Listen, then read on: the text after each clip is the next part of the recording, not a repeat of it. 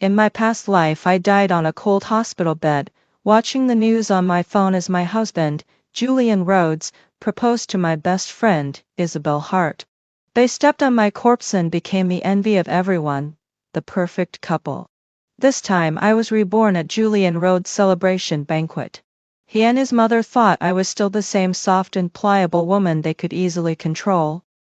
I smiled silently as I slowly reclaimed my house, my money, my life. When the day of the family trial arrived, I exposed their secrets to the world and watched them fall from grace. Only then did I raise my glass, toasting to the life I lost in my past life and the dazzling new life I had reclaimed. Leela, look, Julian Rhodes is thanking you. The voice of my best friend, Isabel Hart, reached my ears, laced with a subtle tone of triumph. I snapped my eyes open. Before me stood the hotel's glittering crystal chandeliers, the air heavy with the scent of perfume and the sound of clinking glasses. On stage, my husband, Julian Rhodes, stood in a sharp suit, microphone in hand, gazing deeply in my direction. Finally, I want to thank my wife, Leela Monroe. It is thanks to her silent support over the years that I have been able to focus on my career without any worries. I owe her so much. The applause was thunderous. Everyone cast envious glances my way. But I felt like I had plunged into an ice-cold abyss, my body freezing in place. Wasn't this supposed to be a celebration for Julian Rhodes' promotion to director? Shouldn't I have been in the hospital suffering in agony, dying? I remembered clearly on this very day in my past life, Julian Rhodes had stood on the same stage, professing his deep love for me. Isabel Hart had been by my side, linking arms with me, smiling as if she were thrilled for me. And I, like a fool, had been moved to tears. I had thought I was the happiest woman in the world, with a husband who loved me and a best friend who cared for me deeply. Until later, when my health deteriorated. Julian Rhodes had used work as an excuse to stay out late, night after night. Only Isabel Hart had come to visit me in the hospital, speaking of her pure friendship with Julian Rhodes, how they had grown up together, how they understood each other better than anyone else. She spoke the most cruel words in the softest voice. Leela, you're so lucky. Julian only has eyes for you. Leela? Julian says he's under a lot of pressure. I'm just here to talk to him, don't overthink it. Leela, Julian says that the greatest blessing of his life was meeting you, and his greatest regret was meeting you. By the time I died, my consciousness had become a blur. On the hospital TV, which the nurse had forgotten to turn off, a financial news segment was playing. Young talent Julian Rhodes had successfully acquired a rival company and publicly proposed to Isabel Hart. In the footage, Isabel Hart was cuddled up in Julian Rhodes' arms, her hand sparkling with a large diamond ring. Julian Rhodes smiled at the camera. Thank you all, Isabel and I can finally be together openly. It was then that I realized. My 10-year marriage, all the sacrifices I made for my family, had just been a pitiful, unridiculous backdrop in their love story. Endless hatred consumed me. If only I could start over. Leela? What are you thinking? Are you daydreaming? Isabel Hart waved her hand in front of my eyes, snapping me out of my thoughts. I came back to my senses and met her gaze, those eyes that appeared pure and innocent but were poisoned with malice. I said nothing, my gaze shifting to the sparkling diamond bracelet on her wrist. In my past life, I later discovered that this bracelet was a gift from Julian Rhodes, purchased on our wedding anniversary. That day he had lied to me, claiming there was an urgent meeting at the company, leaving me alone and waiting all night. I looked at the bracelet, then at the expensive white gown Isabel Hart was wearing, the gift of Julian Rhodes as well. A wave of nausea rolled through my stomach. Julian Rhodes had finished his speech and was now walking through the crowd, effortlessly maneuvering through guests while holding a glass of wine. Isabel Hart eagerly followed, ready to play her role as his intimate confidant. She stood up, pulling me along. Come on, Leela, let's go toast Julian Rhodes. I stood up with her help and picked up a glass of red wine from the table. As we approached Julian Rhodes, the three of us stood together, accepting the guests' well wishes. At that moment, I suddenly twisted my ankle, losing control of my body as I fell into Isabel Hart. Crash! The entire glass of red wine spilled down her white gown, staining it with a bright, glaring red. Ah! Isabel Hart screamed, her face losing all color. The room fell silent. All eyes turned to us. Julian Rhodes' face turned dark. Leila Monroe, what are you doing? I quickly steadied myself, my face full of panic and guilt. I'm sorry, Isabel, I just got dizzy and lost my balance. I apologized while awkwardly attempting to wipe the wine stain from her chest, but it only made it worse. Oh no, what should we do? This dress looks so expensive. Did Julian Rhodes pick it out for you? He really knows what suits you best. I spoke loud enough for everyone around us to hear, but not too loudly. I saw both Julian Rhodes and Isabel Hart's faces stiffen. The atmosphere around us suddenly became tense. Guests' gazes turned more curious and amused. Julian Rhodes reacted quickly, smoothing things over. Leila must be exhausted, just a little dizzy. Isabel, why don't you go upstairs and change? I'll take care of the cost. As he spoke, he casually shrugged off his suit jacket and draped it over Isabel Hart's shoulders, covering the mess. The gesture was natural, yet so intimate. Isabel Hart looked at Julian Rhodes with tears in her eyes, playing the victim before turning to me. It's fine, Leila, you didn't mean it. What a delicate, scheming woman. What a deeply bonded sibling pair. I lowered my head, hiding the cold smile in my eyes. Julian Rhodes, Isabel Hart, don't be in such a hurry. This is just the beginning. On the doctor home, the atmosphere in the car was so tense it felt suffocating. Julian Rhodes clenched his jaw, his gaze fixed straight ahead, his fingers white KNUC cling the steering wheel. Leila Monroe, what's going on with you tonight? He finally couldn't hold it in anymore, his voice laced with suppressed fury. In that kind of setting, do you know how embarrassed Isabel was? I leaned against the car window, watching the neon lights blur past, my voice light and carefree. I told you, I didn't mean to. I was just a little tired. Feeling dizzy. Tired? Julian Rhodes sneered. You stay at home all day, do nothing, and you're tired? His words were the same as they had been in my past life. Back then I had felt so wronged and sad, my eyes red as I argued with him, telling him how much I had sacrificed for this family. It only earned me his more impatient retort. What woman doesn't do that? Hearing it now, I felt no emotion, not even a ripple. In fact, I almost wanted to laugh. Yes, as a full-time housewife, all I did was buy groceries, cook, clean, and handle all the household matters so that he could come home to hot meals and clean clothes without any worries about chores. I gave up my promising career as an architect and willingly became the woman behind him. Honestly, I wasn't tired at all. I didn't turn around, still staring out the window.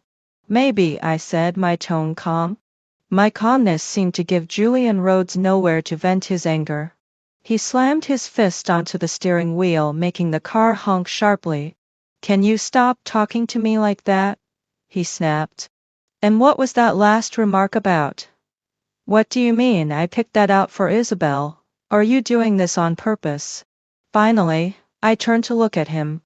In the dim light, his handsome profile seemed somewhat distorted. I blinked and gave him a look of innocent confusion. I was just saying it casually. You and Isabel grew up together, right? You're as close as siblings. It's perfectly normal for you to know her preferences, her size, isn't it? Julian Rhodes was momentarily speechless. My words had been so seamless, leaving him no room to defend himself. Yes, childhood sweethearts, deeply bonded like brother and sister. What a perfect shield. He took a deep breath, seemingly trying to calm himself. Leila Monroe, I know you might feel uncomfortable, but Isabel and I are just friends. Don't overthink it. I'm not overthinking, I said softly. I just think Isabel should find herself a boyfriend. She's so beautiful, There must be plenty of suitors around her, right? Julian Rhodes frowned again. Why are you bringing this up? I'm just concerned, I said matter-of-factly. She's my best friend, of course I want her to be happy. You can't always keep playing the brother role, can you? I deliberately emphasized the word brother. Julian Rhodes' face darkened completely, and he fell silent. The car sped on, eventually pulling into our upscale apartment in the heart of the city. As soon as we entered, Julian Rhodes threw his coat onto the sofa and walked straight into the bathroom.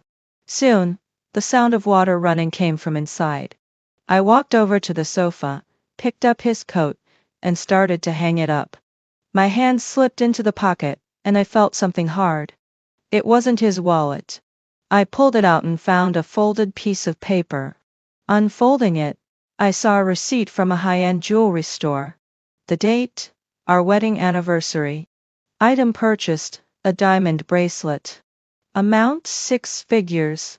I gripped the thin paper tightly, my heart feeling as if it had been squeezed by an invisible hand, the pain spreading like suffocating pressure. In my past life, I hadn't discovered this receipt until much later.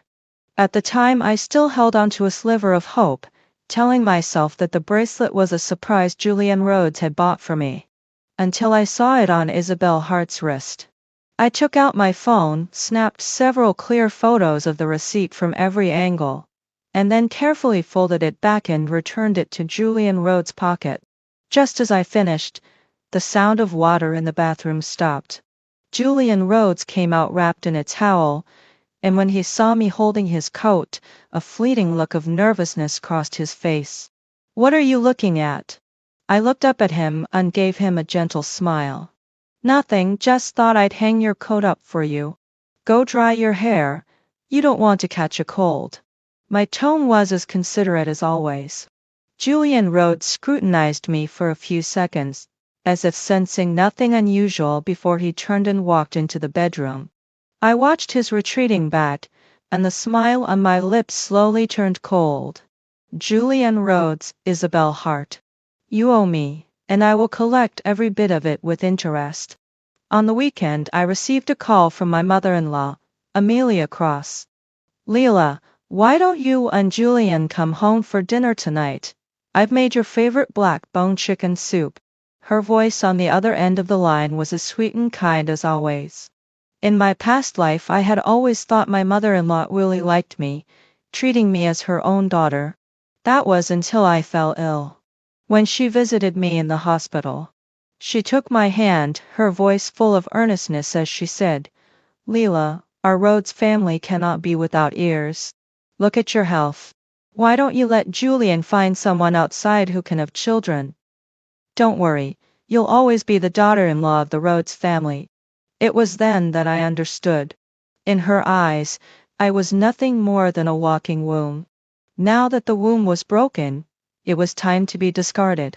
She had known about Julian Rhodes and Isabel Hart long before, and she was happy about it.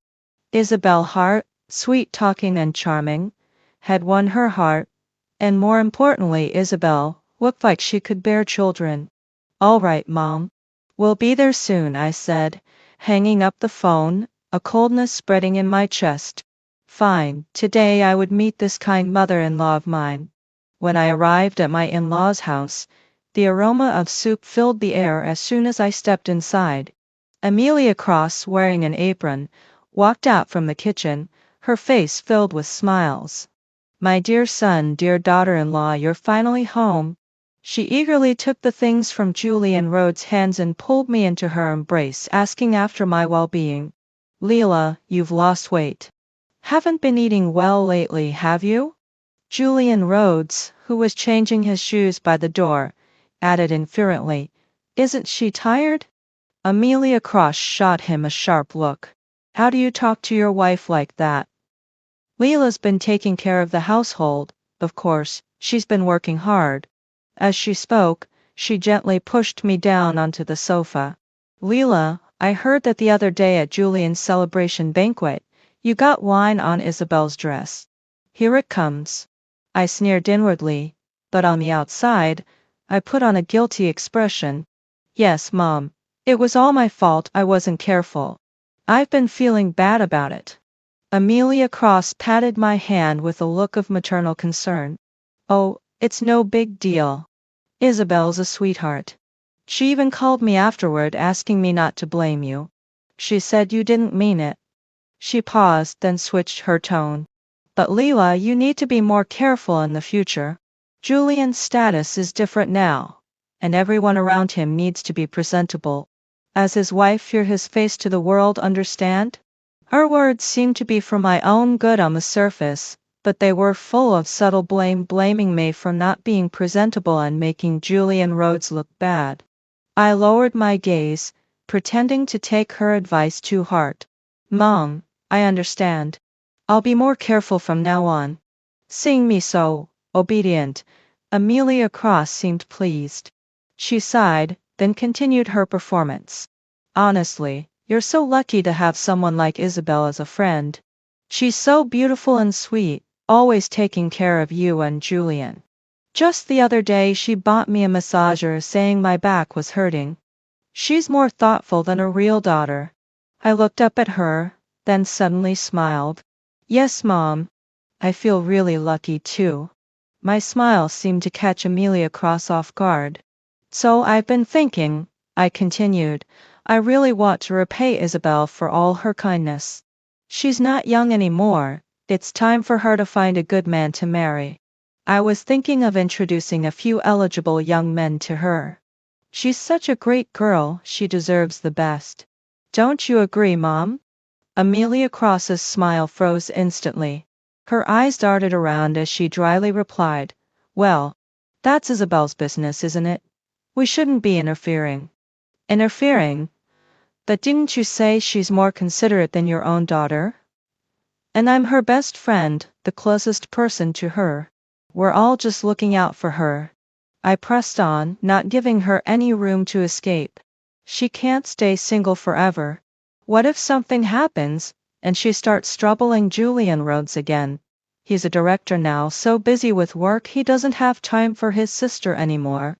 Besides, she spends so much time around a married man, it'll damage her reputation. Don't you think that makes sense? Each of my words was like a needle, piercing through Amelia Cross's heart. She opened her mouth, but no words came out. Because everything I said was morally irrefutable. If she tried to argue, she would be admitting there was something shady going on. The atmosphere in the living room became incredibly awkward. Julian Rhodes came in from the balcony after his call, sensing something was off. Mom, Leila, what are you two talking about? Amelia Cross seized the opportunity like a lifeline and quickly stood up. Oh, nothing.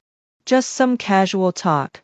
Dinner's ready, the soup's going cold. She practically ran into the kitchen.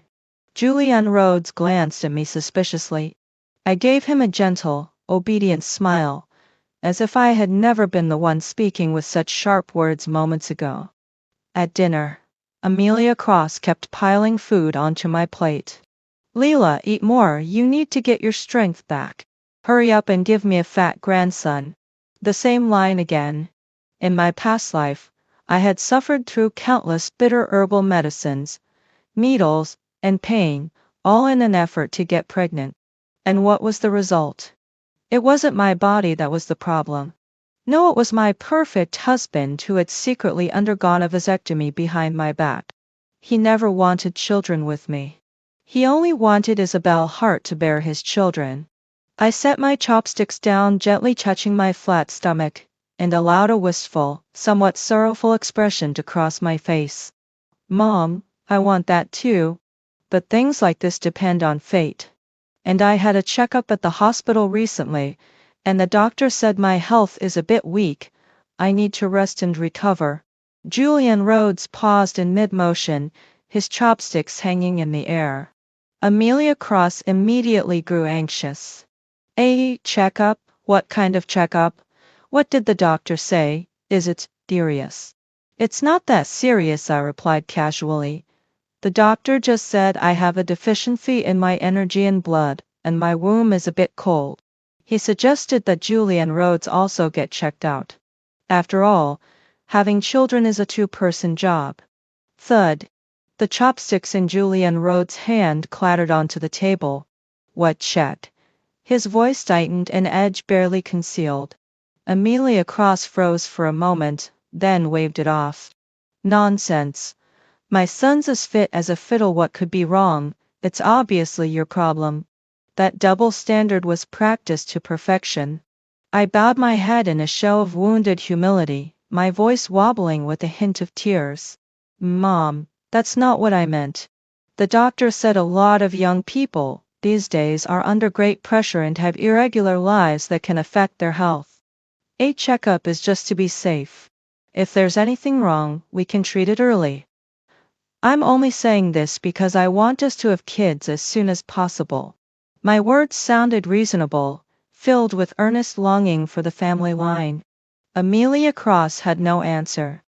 After all, asking her son to get checked for the sake of a chubby grandson, what was wrong with that? Her eyes flicked toward Julian, an unspoken question in them. Julian's face had already gone ashen. He forced a stiff smile. Leela, don't listen to the doctor's nonsense. I'm perfectly fine. I don't need any checkup. But I began. Eat. Julian cut me off sharply, the warning in his tone unmistakable. The table fell into an ice-cold silence. Amelia Cross didn't press the matter of children anymore. Everyone ate without appetite. On the doctor home, Julian exploded again. Leela Monroe, are you crazy? Saying such things in front of my mother, asking me to get checked? Do you want everyone to know I'm not capable? He spat the last two words like they were poison. A man's pride is a fragile thing. I intended to use that. I didn't. I kept playing the innocent part. I just want a child soon to make Mom happy. A checkup is nothing shameful. Why are you overreacting? Could it be that you actually have a problem? I let my eyes study him with a deliberately doubtful look. He flared up like a cat whose tail had been stepped on. You're the one with the problem. I'm perfectly fine. He yanked the wheel and pulled the car to the curb, his chest heaving. I watched his panicked performance and smiled coldly inside. Guilty conscience, was it? In my last life I never learned about his vasectomy, not until it was too late. This time I would not only destroy his reputation, I'd strip away his hypocritical mask and expose his worst self to everyone. We entered a cold war. Julian began staying out late. His excuse was the same as always, busy with work, tight deadlines. I knew he was hiding in Isabel Hart's arms, looking for comfort. Perfect, that gave me an opportunity. I remembered finding a hidden phone in his car last time. When I asked, he brushed it off as a company spare. I believed him. Now I knew that phone had been his secret line to Isabel. He thought I didn't know. He thought I was still the obedient fool who trusted him completely. One night, when he was working late, I took the spare key and went to the underground garage. I opened his car, lifted the trunk panel like I knew exactly where to look, and unscrewed the bolt holding the spare tire. Beneath it lay a black phone, lying quiet and waiting. I'd found it. My heart raced. I picked it up and tried the passcode, a number I didn't know in my last life. But this time I did. Isabel's birthday, 816. The screen unlocked. I opened the gallery, then their messages. The screen filled with filthy words, obscene photos and videos, hotel reservations, screenshots of lavish transfers. Each one was a poison dagger to the eye. Even having lived through it once, my hands trembled as I scrolled. I forced myself to be calm. Crying was for the weak. Tears don't bring justice or punishment. I pulled out the other phone I had prepared in advance and began a massive operation: photos, screen recordings, backups. I copied every chat, every transfer receipt, every intimate photo and video to a cloud doctor, encrypting it with layers of protection. These were their tickets to hell. When I was done, I returned the phone exactly as I'd found it and restored everything as if I had never been there. I went home, took a hot shower, and lay awake in the big empty bed with no trace of sleep in me. I opened my phone and stared at the evidence I had just secured, their sweet messages. Baby, I miss you so much. Me too, Julian. When are you going to divorce that old hag? Soon, baby. Once I transfer all her assets out, we'll run away together. Then hurry, I don't want to be an underground mistress anymore. Don't worry. You're the only one in my heart. She's just a stepping stone on my path to success. Once she's used up, she'll be tossed away. Stepping stone. I read the words and actually laughed. The laughter broke, and the tears finally came. In this life I will never let you to get away with it. The next day, Isabel Hart called me to invite me for afternoon tea. Her tone was full of concern. Leila, have you and Julian Rhodes had an argument? He stayed at my place last night. Don't get the wrong idea though. He slept in the guest room. He said you two were having issues about having kids, and he was upset. I just talked to him to cheer him up. Look at that, how perfectly she spun her story.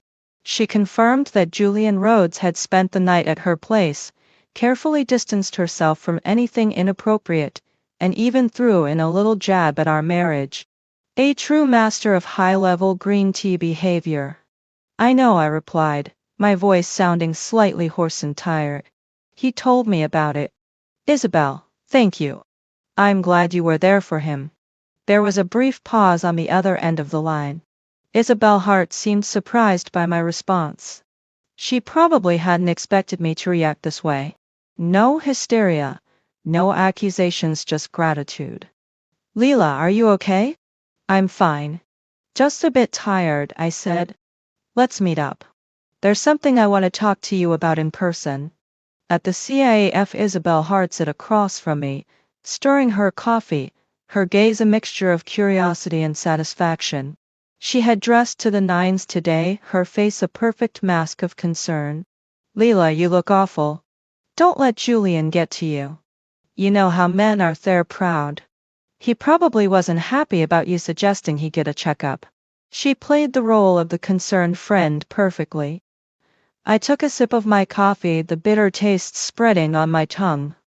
Isabel, do you think Julian Rhodes doesn't love me anymore? I looked up, my eyes read, meeting hers. A flicker of joy flashed in Isabel Hart's eyes, but it was quickly replaced by an expression of sympathy. She reached out and took my hand, speaking in a tone that seemed almost rehearsed. Silly girl, what are you saying? How could Julian not love you? He's just been under a lot of pressure lately. Really? I lowered my head, playing with my fingers. But I always feel like he's hiding something from me. Isabel, we're mutual friends, right? You know him better than anyone else. Tell me, has he been seeing someone else? I cast the question like a well-placed bait, and Isabel Hart took it. She leaned back slightly, her eyes flickering with a hint of discomfort. Of course not, Leila. Don't jump to conclusions. Julian isn't like that. But you know, women have great instincts, I said, my eyes unwavering, full of intent. Isabel, we're the best of friends, aren't we? If you found out that Julian Rhodes was cheating on me, you'd tell me, right? Isabel's face paled. She forced a smile. Of course. I'm always on your side. That's good to hear, I said, letting out a relieved sigh before abruptly shifting the conversation. By the way, Isabel, I've been reading some articles about marriage law lately. Did you know that if a husband cheats and gives large gifts to a third party, the wife can demand the third party return the money in a divorce? I observed her carefully as I spoke, her hand gripping her coffee cup a little too tightly. And if the husband is proven to be at fault, the wife can get a larger share of the assets, and even ask for compensation for emotional distress. I continued, sounding as though I'd discovered some great new revelation. You know, if a woman is foolish enough to be a mistress, she'll not only end up with nothing, but she'll also have to give up everything she's swallowed. That's a pretty miserable fate, isn't it? Isabel's face was now as white as paper. She raised her coffee cup to her lips, trying to cover her anxiety, but her hand trembled, spilling some coffee. Leila, why are you suddenly talking about this? Just preparing for the worst, I smiled innocently. Marriage is like an investment, you have to know the risks and how to cut your losses. Don't you think so? I leaned forward slightly, lowering my voice to a whisper that only she could hear. Isabel, you're my best friend. If you ever fall in love with a married man, you'll tell me, right? I'll help you analyze if that man really loves you, if he's willing to leave everything for you and start a new life. Or if he's just keeping you around for fun while still enjoying the comforts of his wife. I'm an expert in this kind of thing, I added with a knowing smile. Every word felt like a hammer, striking directly at Isabel Hart's conscience. Her eyes flickered from panic to fear, and finally, a trace of resentment. Unable to bear it any more, she finally blurted out. Leila, I just remembered something. I have to go. She hurriedly grabbed her bag and practically fled.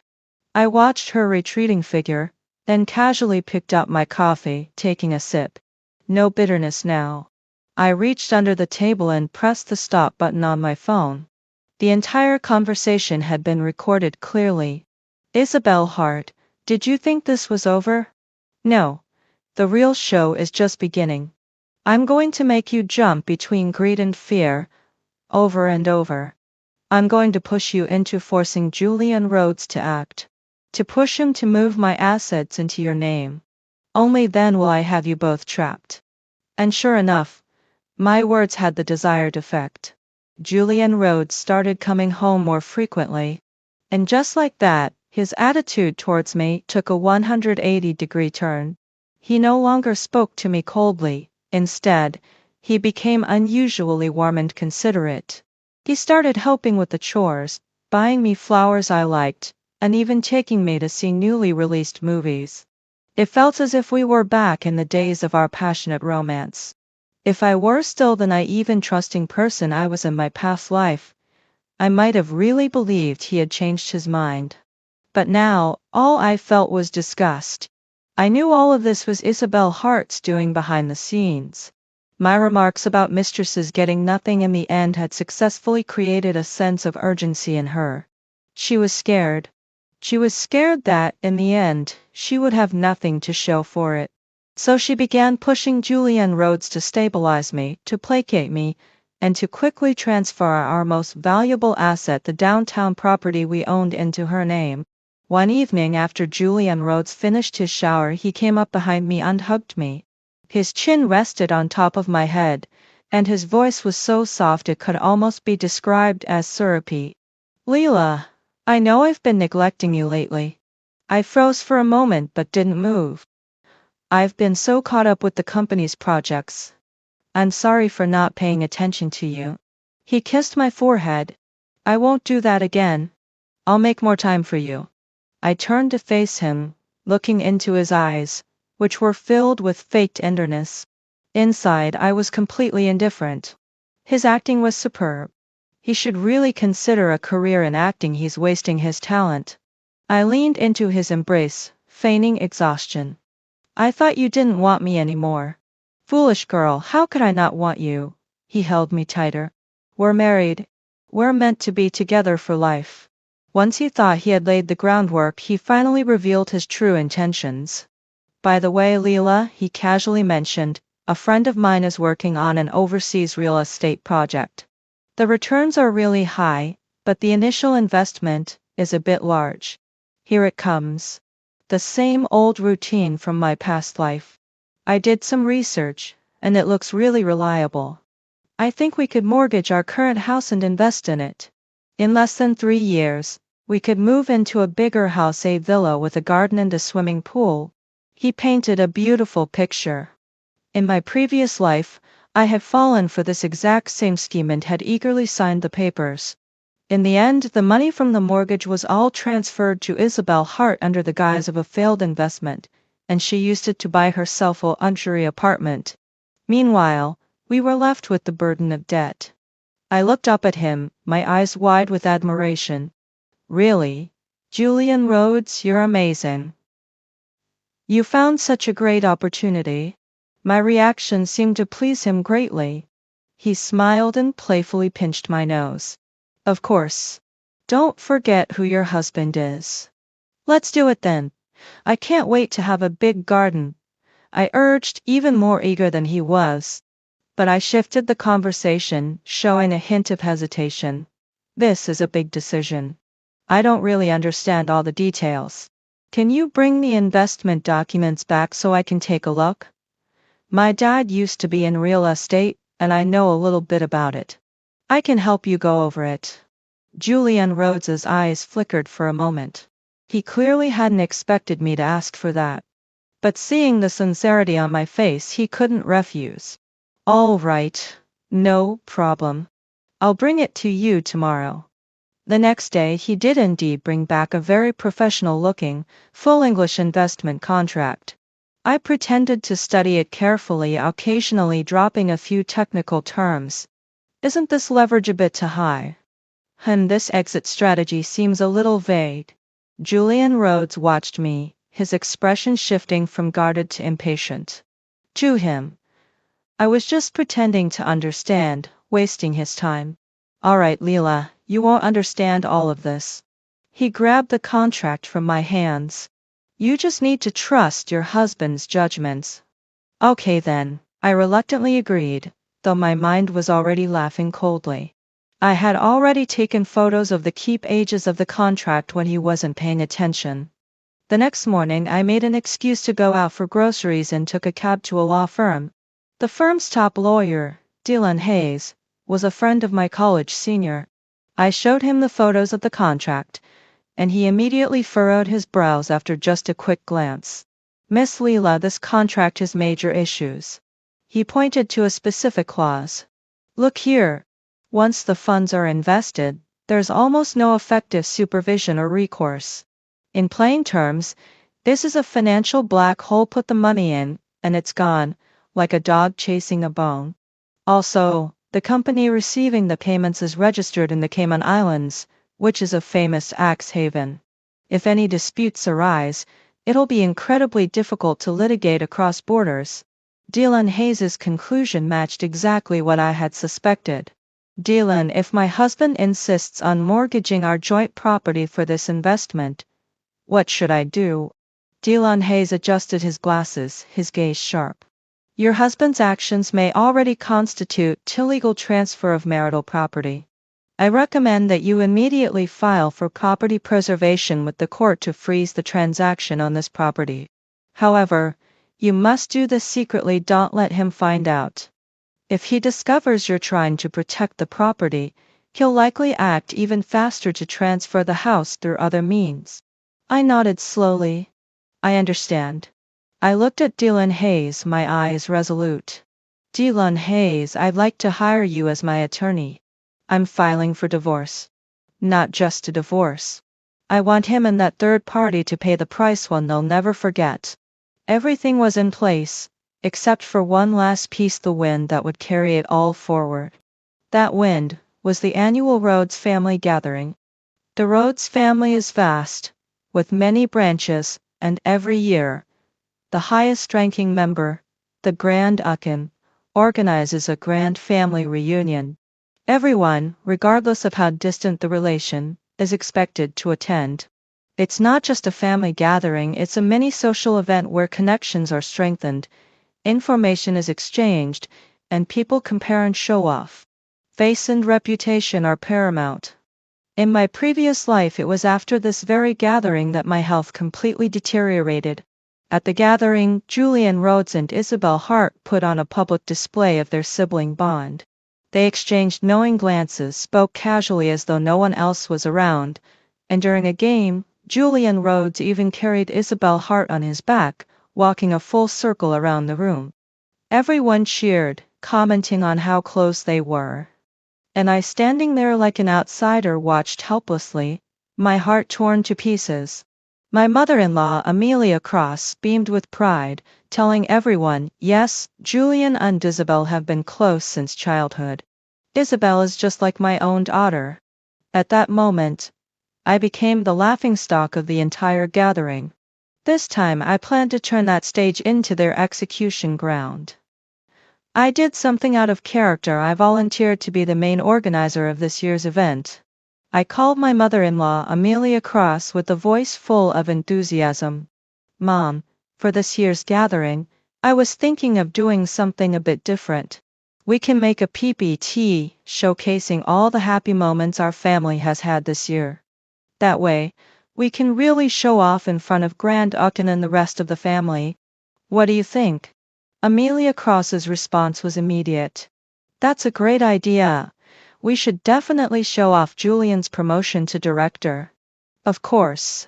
I smiled. I promise, this gathering will make you proud.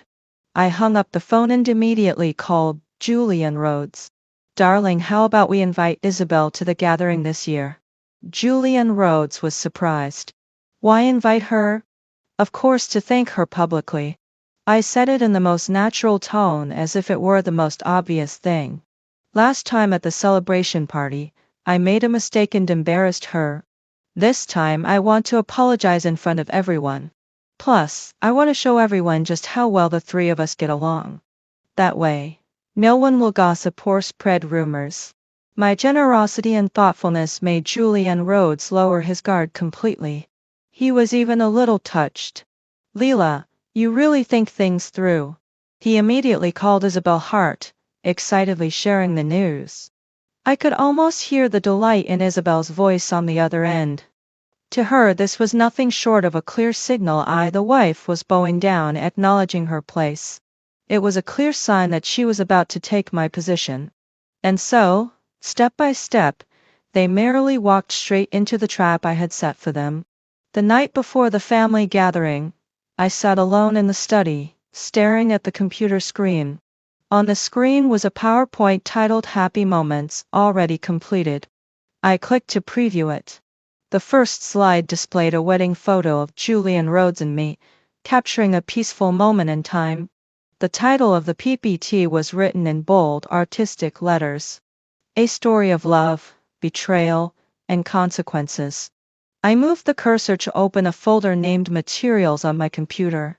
Inside, there were several subfolders, each labeled Chat Records, Transfer Records, Hotel Bookings, Audio Recordings, and Paternity Test.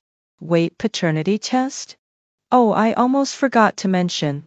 After discovering that Julian Rhodes had been sterilized, I did something extra. I secretly took his toothbrush to have a genetic test done.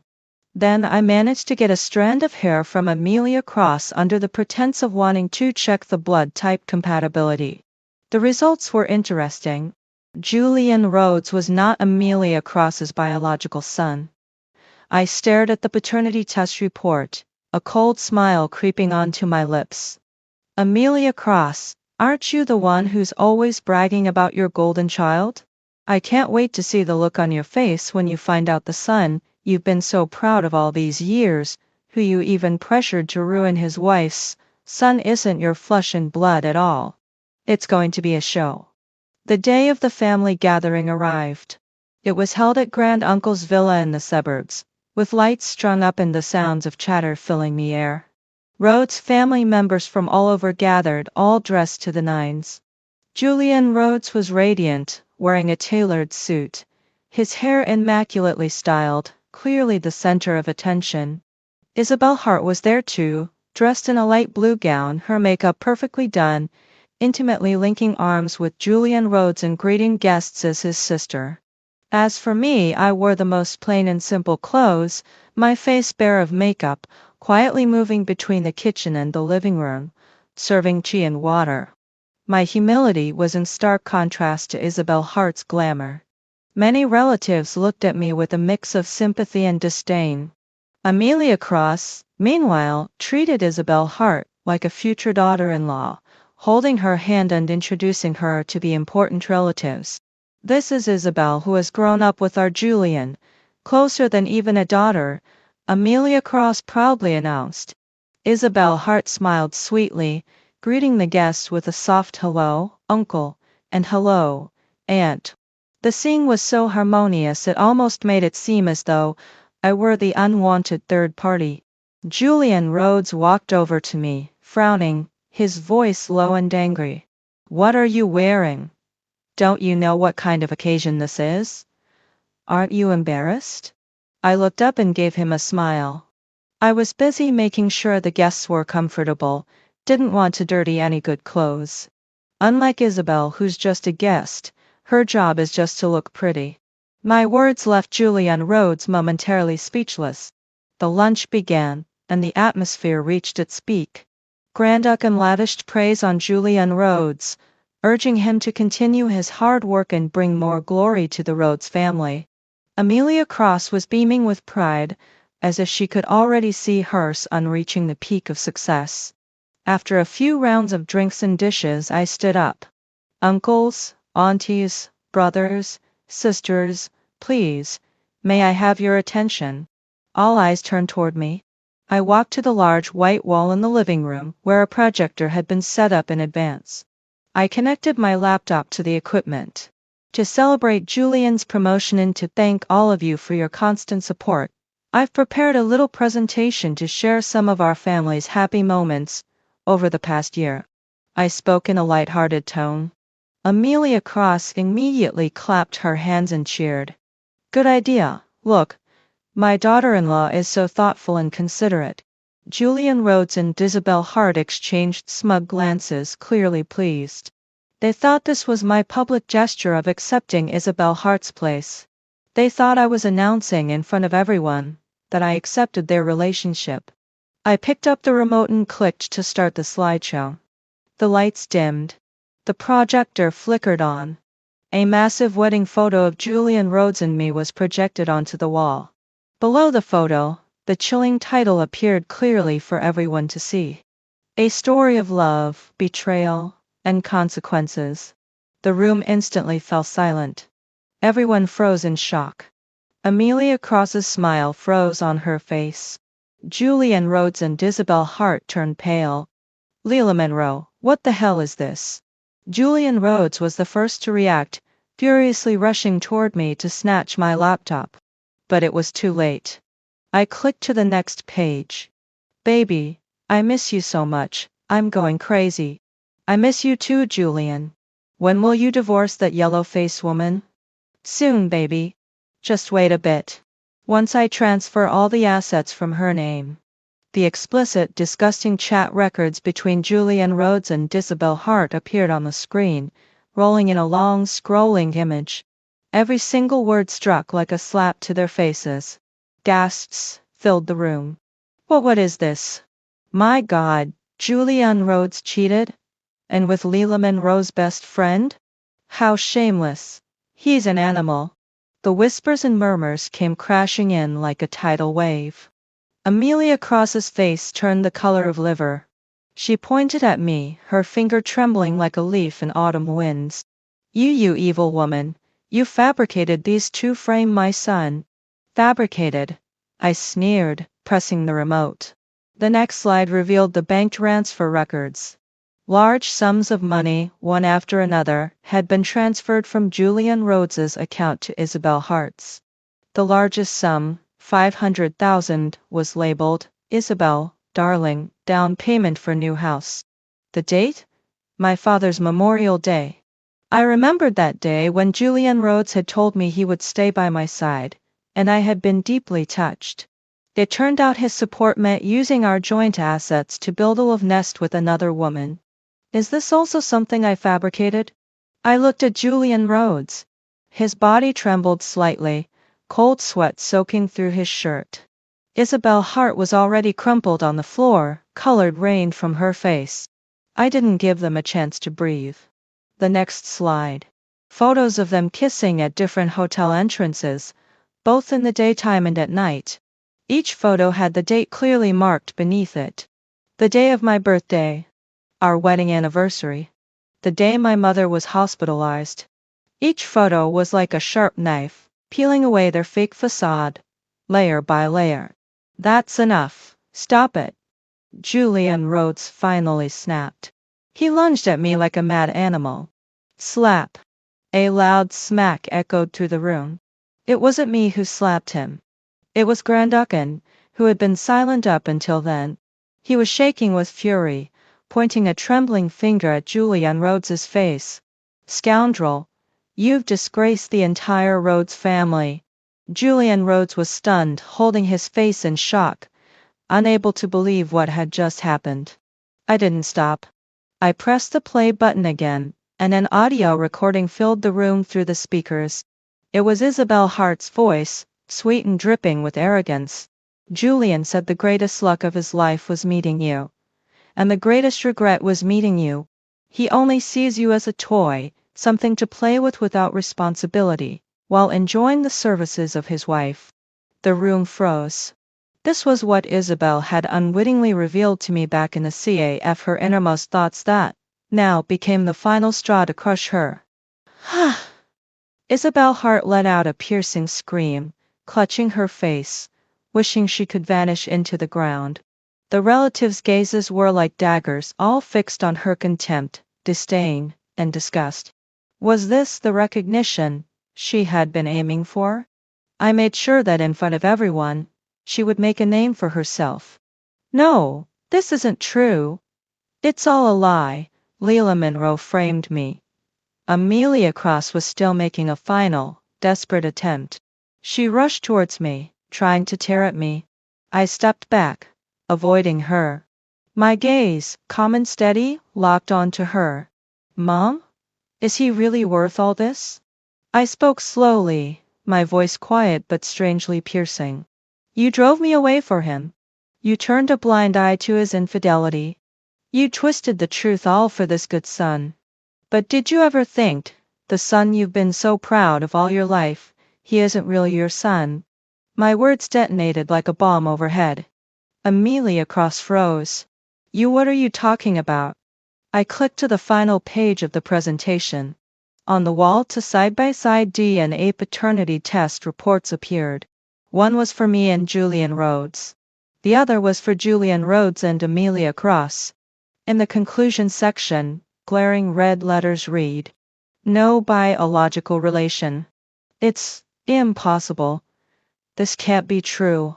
Amelia Cross stared at the report on the wall, her entire being as if drained of life. She spun around to face Julian Rhodes.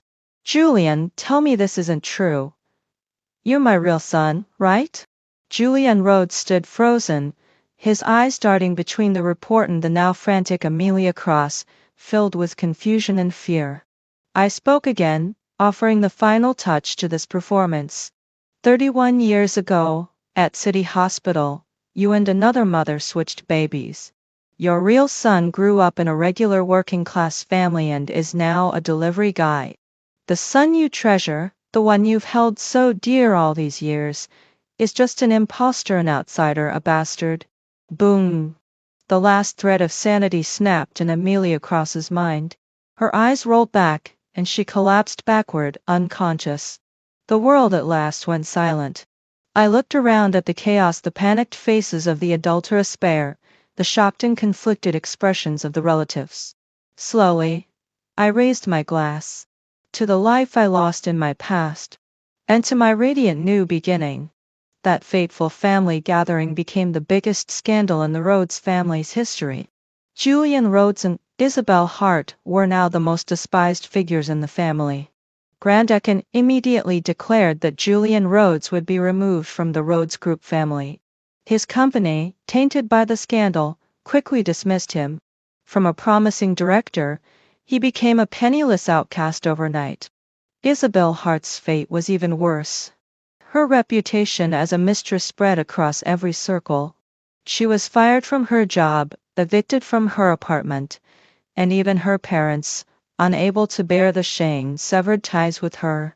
The luxury items Julian Rhodes had bought for her worse, old one by one to pay for the damages in my lawsuit against her for unjust enrichment. As for Amelia Cross, after waking up in the hospital, her mind shattered. She couldn't accept that the son she had cherished her entire life wasn't truly hers. She wandered the halls, muttering, "My son isn't him." Julian Rhodes visited her once, but she threw a pillow at him, calling him a filthy animal. None of it had anything to do with me anymore. With the help of Dylan Hayes, my divorce proceedings went smoothly. With undeniable evidence, Julian Rhodes was deemed the wrongdoer and left with nothing. Our former marital home, along with all his savings and stocks, were awarded to me. Standing in that familiar yet now painfully empty house, I felt no emotion. I listed the house with an agency and sold it as quickly as possible. With the money, I set up my own architecture design studio in a quiet area on the outskirts of the city. I picked up my profession, my dream. I contacted my university mentor, who, after hearing about my past, expressed deep sympathy. He introduced me to a highly challenging project, a design for a cultural district in an old town redevelopment. I threw myself wholeheartedly into my work, drawing plans, modeling, visiting construction sites, and communicating with contractors. Every day was busy and exhausting, but my heart was more fulfilled and at peace than it had ever been. As the studio started to take off, my reputation in the industry began to grow. 6 months later, while overseeing work at a construction site, I received a call from an unfamiliar number. It was Isabel Hart. Her voice was weak and hoarse. "Leila Monroe, I want to see you." I initially thought of refusing, but after a moment's pause I agreed. I was curious to see what tricks she might have up her sleeve. We arranged to meet at a CAF. When I arrived, Isabel Hart was already there. The woman before me, compared to the glamorous figure I remembered, was a completely different person. She wore faded, worn-out clothes, her hair was dry and yellow, and her face was haggard with deep-set eyes. Upon seeing me, her eyes were filled with mixed emotions: envy, bitterness, but most of all, a sense of defeat, as if life itself had broken her. "You're doing well," she spoke, her voice dry. I didn't respond, only calmly gazing at her. "Leila Monroe, I was wrong." She suddenly broke into tears, sobbing heavily. "I know I was wrong. I shouldn't have been so deluded. I shouldn't have taken Julian Rhodes from you. I shouldn't have hurt you. Can you forgive me, just for the sake of us being best friends once? Help me, please." Her sobs were pitiful, her act of vulnerability almost heartbreaking. Had this been my past life, I might have softened. But now, I only found it laughable. I pulled out a small recorder from my bed, placed it on the table, and pressed play. A woman's sharp, triumphant laugh echoed from the device. "Leila Monroe, that idiot is so easy to fool. I just say a few things, and she believes everything. She's just an ATM, a housekeeper. Once Julian has all her money, he'll kick her to the curb. Friends? Who's friends with her? She doesn't deserve it." This was the recording I had accidentally overheard Isabel Hart making while I was lying sick in the hospital. At the time I was bedridden, unable to lift a finger. My phone had slipped from the bed and accidentally started recording. I'd later retrieved this recording from my old things after my rebirth. Isabel Hart's crying ceased immediately. She stared at the recorder, her face draining of all color in an instant. You.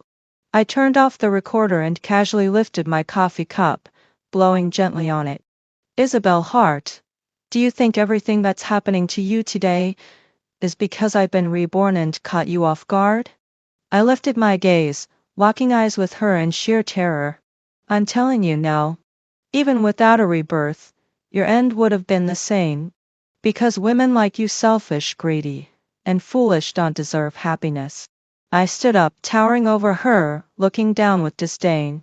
"Don't ever come looking for me again. Seeing you makes me feel dirty." With that, I turned and left, never once glancing back. The sunlight streamed through the CIF windows, warming my body. I took a deep breath, the air filled with the scent of freedom. My new life was just beginning. Epilogue. Months later, my studio gained fame in the industry due to the success of the Cultural District project. At the celebration banquet, I, as the chief designer, was surrounded by people. In the midst of toasts and cheers, my phone buzzed. It was an encrypted message from my new business partner, a powerful Wall Street mogul. "The Rhodes Group stock has dropped to the target price. We can now prepare the next phase of the acquisition." I stared at the message, a cold smile curling at the corners of my lips. Julian Rhodes, Grand Ducan, in an attempt to distance himself from the scandal, had expelled Julian from the family. But he didn't know that, before being fired, Julian had used his position to leak an important bid price to a competitor of the Rhodes Group. This leak had caused a massive financial loss, and the stock prices plummeted. I now held the evidence of this betrayal in my hands. I replied to the message, "Proceed as planned." Putting my phone down, I lifted my glass and looked out the window at the dazzling city lights. Some people thought my revenge ended at the Rhodes family gathering. They were wrong. That was just the beginning. Destroying Julian Rhodes and Isabel Hart was merely an appetizer. What I wanted was for the entire Rhodes Group to pay for my death in my past life. After all, each and every one of them were killers. I drained the glass of red wine in one gulp. This game I had just begun to make my move.